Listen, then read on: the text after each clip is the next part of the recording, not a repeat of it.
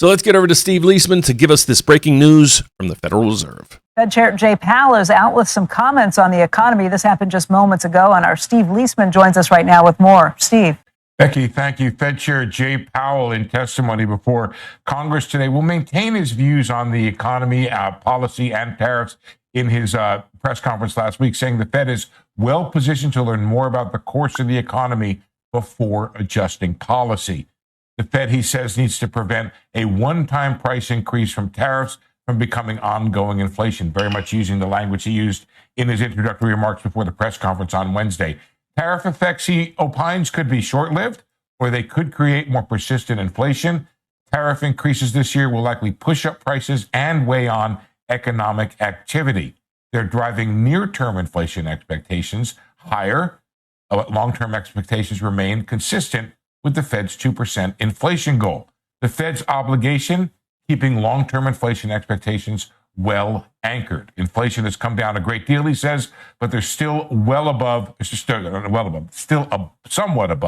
the 2% goal. So the Federal Reserve was created for two purposes, and this was back, I think, in the 30s.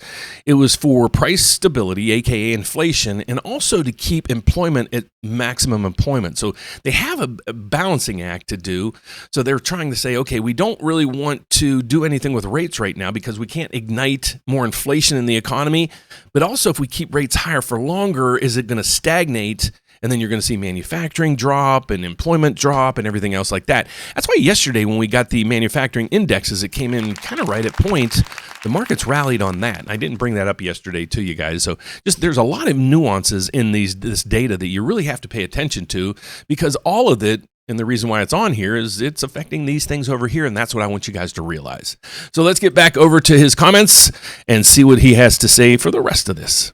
The economy is solid despite the elevated levels of uncertainty out there from policy. Labor market is near the maximum employment level. Policy changes continue to evolve. Economic effects, he says, are uncertain.